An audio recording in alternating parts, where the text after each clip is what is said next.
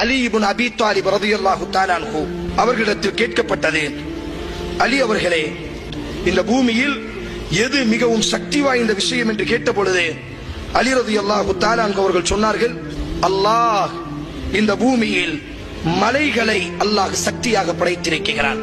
சொன்னார்கள், இல்லை, அந்த மலைகளை உடைக்கக்கூடிய இரும்பை அல்லாஹ் படைத்திருக்கிறான். வாக்குவல் ஹதீத், இரும்புதான் மிக சக்தியானதாக இருக்கிறது.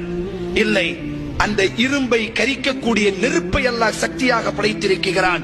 ஃபன்னாரு அக்வா, அந்த நெருப்பு தான் இந்த உலகத்தில் சக்தி வாய்ந்ததாக இருக்கிறது. சொன்னார்கள், இல்லை, அந்த நெருப்பை அணைக்கக்கூடிய வல்மாஉ அக்வா, தண்ணீரை அல்லாஹ் படைத்திருக்கிறான். தண்ணீர் தான் மிக சக்தி வாய்ந்ததாக இருக்கிறது.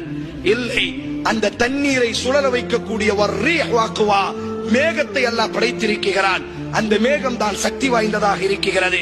இல்லை, ஃபர்ரீஹு அக்வா, அந்த மேகத்தை விடவும் காற்றை அல்லாஹ், அந்த மேகத்தையும் கலைத்து செல்லக்கூடிய ஆற்றலை அல்லாஹ் காற்றிற்கு கொடுத்திருக்கிறான். ஃபர்ரீஹு அக்வா, காற்றுதான் மிக சக்தி வாய்ந்ததாக இருக்கிறது.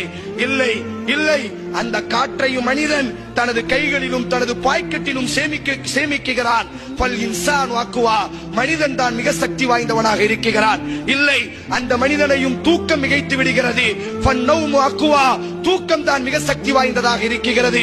இல்லை, இல்லை, அந்த தூக்கத்தையும் கவலைகள் மிகைத்து விடுகிறது. வல் ஹம்மு அக்வா, கவலைகள் தான் இந்த உலகத்திலேயே மிகப்பெரிய சக்தி வாய்ந்ததாக இருக்கிறது. யாரை அல்லாஹ் சோதிக்க நாடுவானோ அவர்களின் மீது அல்லாஹ் இந்த கவலை என்ற தனது பட்டாளத்தை அல்லாஹ் சாட்டி விடுவான்.